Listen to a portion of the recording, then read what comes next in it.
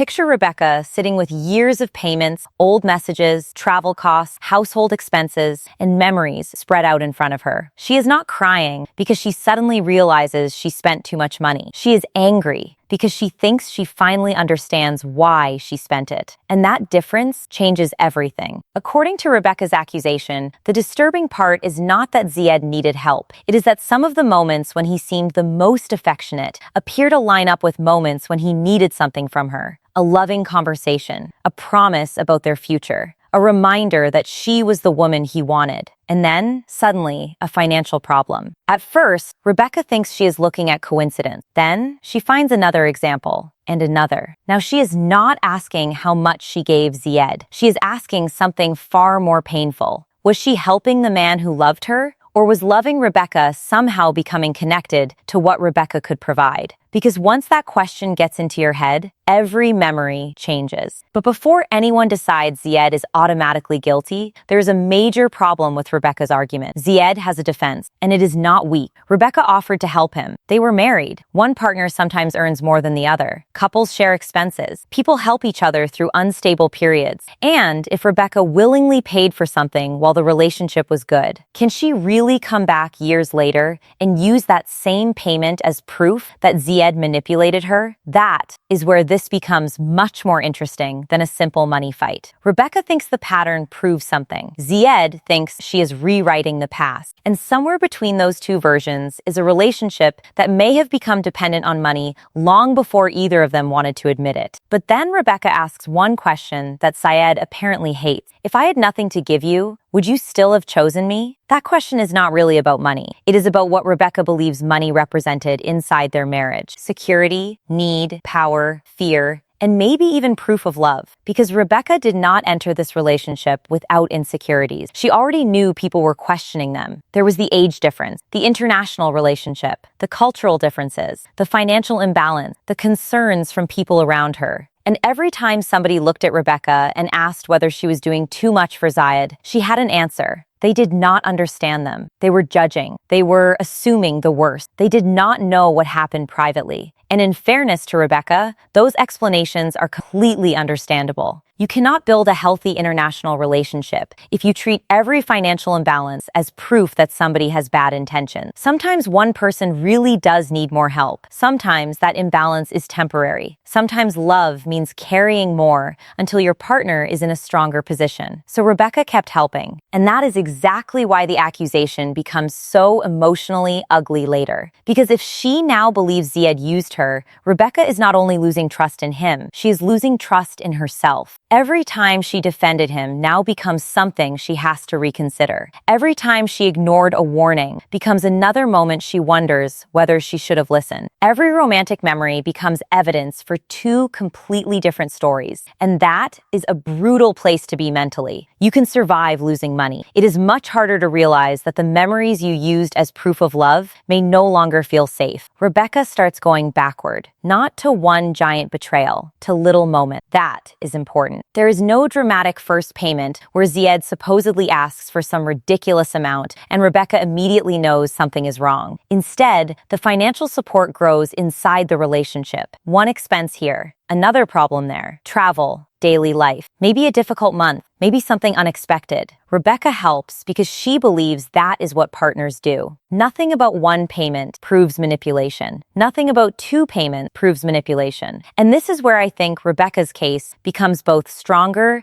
and weaker at the same time. It becomes stronger because she is not focused on one isolated request. She is focused on what she believes is a recurring pattern. But it becomes weaker because patterns are incredibly easy to create after the fact when you already know what conclusion you are looking for. Rebecca begins lining things up. Tension in the relationship, then affection, then talk about the future, then some kind of financial need. Rebecca helps. The relationship calms down. Then, weeks or months later, another problem. And Rebecca starts seeing a cycle. The dangerous question is whether Zied created that cycle intentionally, because there is a huge difference between a relationship developing an unhealthy financial pattern and somebody deliberately using affection to get money. Rebecca may feel those are the same thing now, They are not. Think about what happens when a relationship ends badly. Suddenly, the past becomes searchable. You start replaying conversations. Why did he say that? Why was she extra sweet that night? Why did that argument disappear so quickly? Why did this happen right before that? Things that once looked innocent begin looking calculated. That does not mean Rebecca is imagining everything. But hindsight can turn uncertainty into certainty very quickly. And Zied seems to understand that. His response is essentially, "You knew what you were doing when you helped me." Rebecca was not secretly robbed. She was not unaware that money was leaving her hands. She chose to contribute. And according to Zied's side, those contributions happened inside a marriage where they were supposed to be building one life together. That brings us to the question I think matters more than the amount Rebecca spent. When does support become exploitation? There is no simple answer. If one person earns more and pays 70% of the household expenses, that does not automatically mean the other person is using them. If a husband loses work and his wife covers the bills for 6 months, that does not automatically make him manipulative. If somebody moves countries and needs time to become financially stable, there may naturally be a period of dependence. The red flag is not simply that help exists. The red flag is what somebody does with that help. Do they appreciate it? Do they become more responsible over time? Do they tell the truth? Do they become angry when boundaries appear? Do they make promises only when they need something? Do they treat help as temporary support or permanent entitlement? And that is where Rebecca believes the timing matters. Not the money, the behavior around the money. But Zied has his own emotional argument. Imagine somebody tells you repeatedly, "I want to help you. We are married. Stop feeling guilty." Then, years later, every one of those moments is pulled out like a receipt in a courtroom. That would feel terrible. From Zied's perspective, Rebecca may be changing the rules after the game is over. Something she called support at the time is now being called evidence. Something she offered willingly is now being described as something he took from her. And if that is what happened, then Zied would have every reason to feel angry. But Rebecca says there is another layer. She believes he was not always completely transparent. That is the point where the argument shifts. Because the moment honesty becomes questionable, the amount of money almost stops mattering. Rebecca becomes focused on what she believes she did not know. Imagine she comes across an old conversation involving Zied and someone close to him. There is no giant confession, nothing that conveniently solves the entire mystery. Instead, the discussion is vague. It touches on Zied's finances, the expenses Rebecca handles, his desire to become more independent. And then, there is one comment that gets stuck in Rebecca's head. The idea that Rebecca will keep taking care of things. Maybe that line is completely innocent. Maybe Zied is simply describing how their relationship works at that moment. Maybe it is gratitude. Maybe it is a joke. But Rebecca does not hear it that way. She hears expectation. And expectation is where financial support starts becoming emotionally dangerous. Because there is a difference between somebody saying, "I cannot believe she is helping me this much," and somebody thinking, "She will handle it." The first sounds grateful. The second can begin sounding entitled. Rebecca now wonders when one became the other. And once she starts asking that question, she goes back through everything. The reunions, the promises, the romantic conversations, the sacrifices. Every time somebody told her to be careful. Every time she said Zied was different. Every moment where she put her own doubt aside because she believed the relationship deserved trust. Now those memories feel different. And this may actually be the most painful part of the entire situation. Rebecca is not only angry at Zied, she is angry at the version of herself who defended him. That is where people can become incredibly emotional after a relationship ends. You are not just grieving the partner. You are fighting with your own past decisions. Why did I ignore that? Why did I defend this? Why did I keep giving? Why did I believe that explanation? And suddenly, your anger at the other person becomes mixed with embarrassment toward yourself. But Zied refuses to let Rebecca control the entire narrative. His version is that Rebecca was the more established person in the relationship. She understood how things worked. She had greater financial stability. She naturally handled more. That does not automatically mean he believed he was entitled to everything she had. And then, Zied introduces what may be the most explosive interpretation of Rebecca's behavior. What if Rebecca liked being needed? That sounds harsh until you really think about it. Sometimes the person carrying the relationship financially develops resentment, but at the same time, being the person who fixes everything can become part of their identity. You are the reliable one, the responsible one, the person everybody needs. You complain about the pressure, but the pressure also reassures you that you matter. And then something happens. The dependent partner starts becoming independent. Suddenly, they do not need you for the same thing. You should feel relieved. But emotionally, you might feel threatened. That could explain why Rebecca and Zied interpret the same change so differently. For Zied, earning his own money and covering more of his own expenses could represent progress. For Rebecca,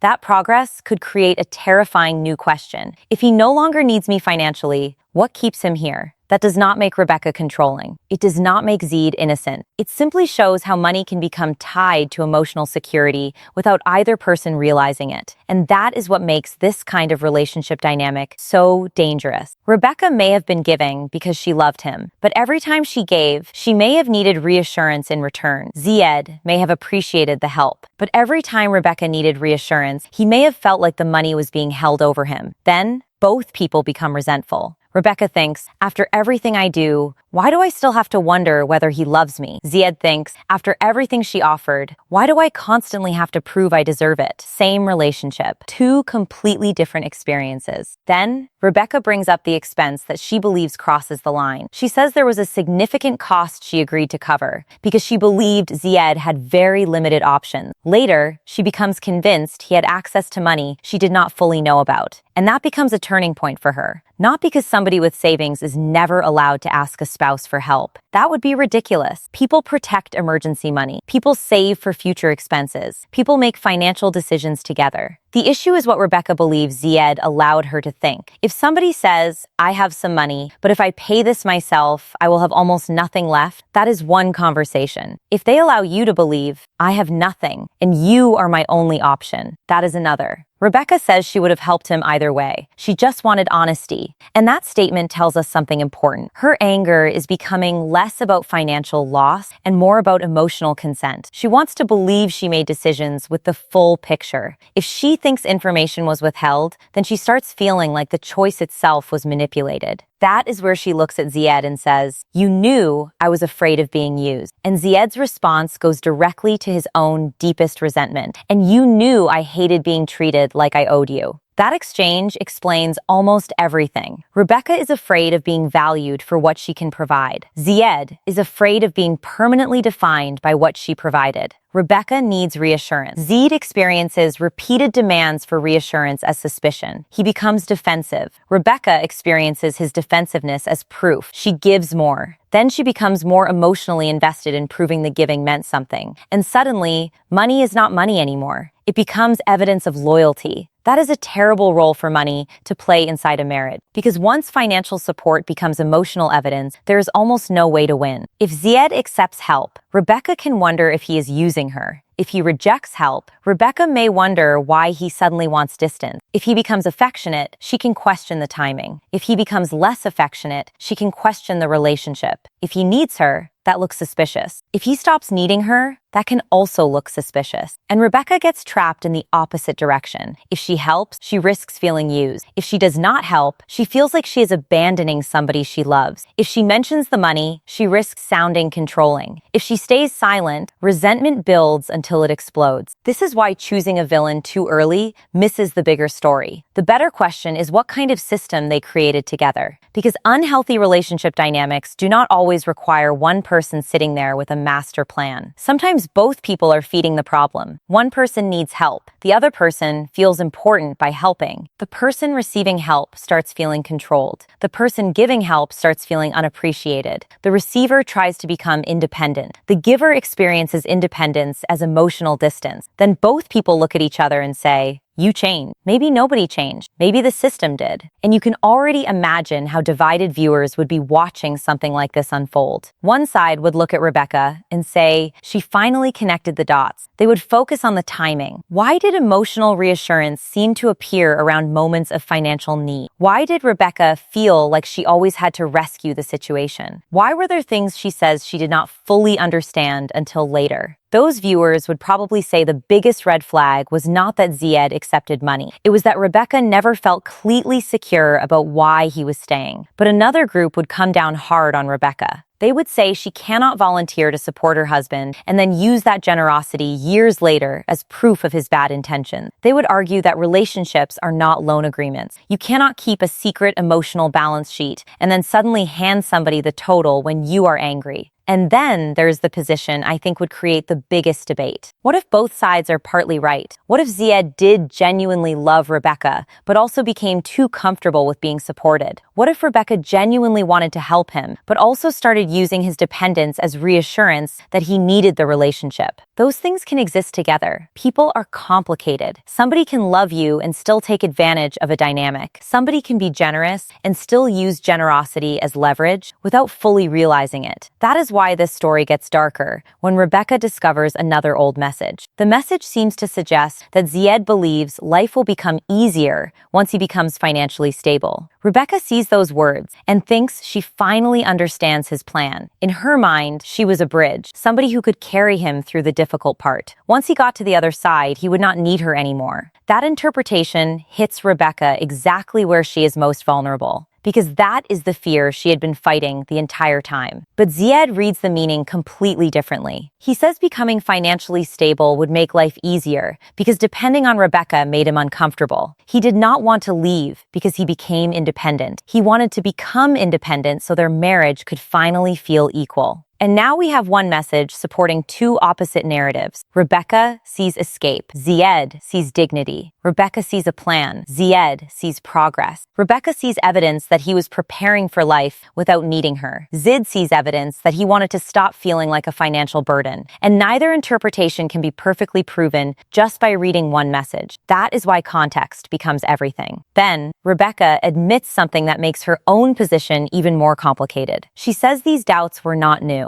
She had questioned Zied's motives before. She had moments where she wondered whether the relationship would survive if she stopped doing so much, but she pushed those doubts away. That matters more than people might think. Once you spend years defending a relationship, leaving becomes psychologically harder because you are not just leaving your partner. You are admitting that your confidence may have been misplaced. You remember every person you argued with, every warning you dismissed, every time you said, "You don't know him like I do." Walking away can feel like handing all of those people proof that they were right. So sometimes people double down. They invest more. They defend more. They give more. Not necessarily because the relationship is becoming stronger. Sometimes because admitting weakness has become more painful than staying. Rebecca may have reached a point where helping Zied allowed her to avoid the question she feared most. What happens if I stop? Does he stay because he loves me? Or does the relationship change the moment I stop being useful? And if Rebecca had that question for years, then the financial conflict was never really new. It was sitting underneath everything. Zied sees this and makes his own accusation. He says Rebecca made herself indispensable, not because she sat down and decided to buy his loyalty, but because being the person who solved problems made her feel secure. And according to his side, as he needed less help, Rebecca did not become more relaxed. She became more suspicious. That is huge, because if Zied is right about that emotional pattern, then his success would have created the very conflict both of them supposedly wanted to solve. Rebecca wanted him to become more stable. Then, he became more stable. But once stability arrived, Rebecca lost the one thing that had always been obvious. He needed her. Now, she had to answer a harder question. Did he want her? Need and want are not the same thing, and Rebecca may have spent years using one as proof of the other. That is why it was never love is such a powerful accusation and also such a difficult one to prove. Rebecca can look at the money. She can look at the timing. She can look at messages. She can look at contradictions. She can look at moments where she believes Zied was not transparent. But none of those things can measure love. A bank statement cannot tell you why somebody kissed you.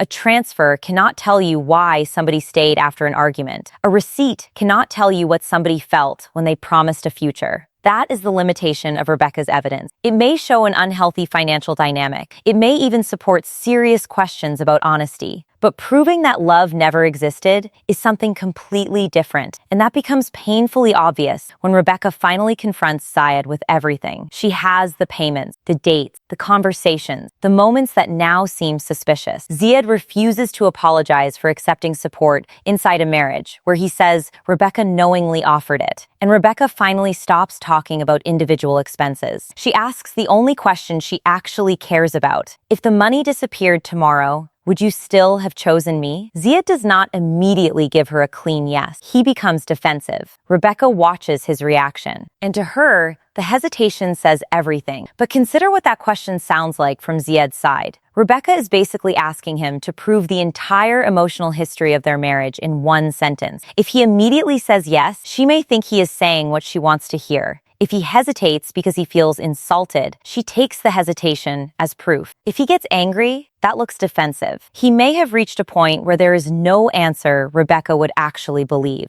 And that is usually a sign that the relationship has moved past the original argument. They are not trying to understand each other anymore. They are trying to prove their own version of history. Rebecca finally says what she believes. She confused dependence with devotion. He didn't need me. He needed what I could do for him. That is the line that would make people choose sides immediately. But there is one detail that keeps Rebecca's conclusion from being completely clean. Zied had started covering more expenses himself. He was becoming more financially independent. Rebecca knew that. Maybe it happened too late. Maybe trust had already been damaged beyond repair. But if Zied's only reason for being there was financial support, his growing independence creates a very obvious problem with that theory. Why stay? Why continue the relationship once you need less? Why fight to defend the meaning of the marriage if the entire relationship was only about what Rebecca could provide? Again, that does not prove Rebecca is wrong. Human motives are rarely that simple. But it does force us to consider a less satisfying explanation. Maybe Zied loved Rebecca. Maybe he also became comfortable with her helping him. Maybe Rebecca loved Zied. Maybe she also became comfortable being needed. Maybe neither person planned for money to control the relationship. It simply happened. And once it happened, every attempt to correct the imbalance created another emotional problem. When Rebecca helped more,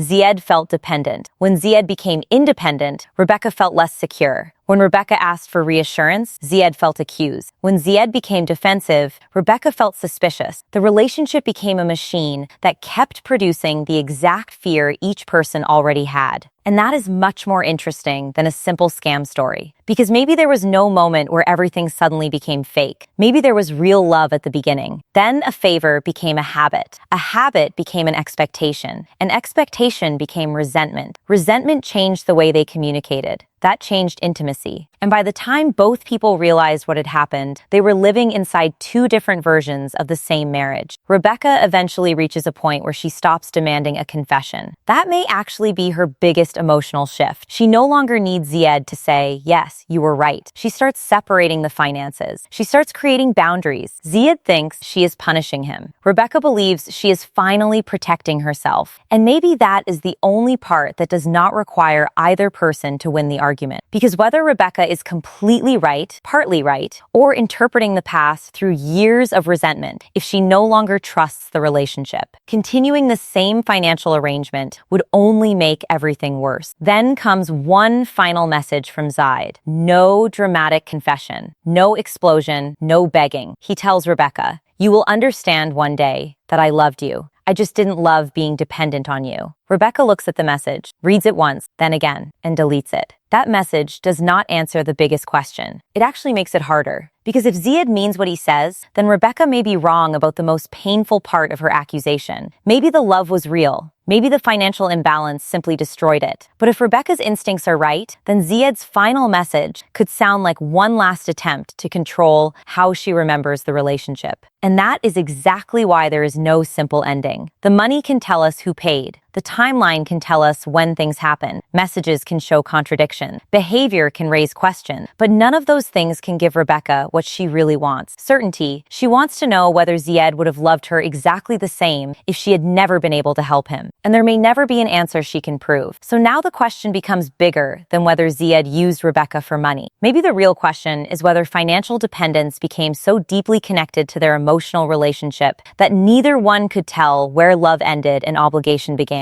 If Zied truly stayed because of what Rebecca could provide, then Rebecca ignored the warning signs for far too long. But if he genuinely loved her, something almost sadder happened. Two people may have built a real relationship, allowed money to become a measurement of loyalty, and slowly destroyed the very connection both of them were trying to protect. So where do you land? Do you think Rebecca's suspicions reveal a pattern she should have recognized years earlier? Do you think Zied is right that financial support is being rewritten as evidence simply because the relationship broke down? Or is the most uncomfortable answer that both of them became dependent on the same financial imbalance for completely different emotional reasons? Because sometimes the person receiving the money is not the only person depending on the arrangement. And sometimes when the money stops, the relationship finally reveals what was holding it together. This entire story is fictional and created only for entertainment and commentary.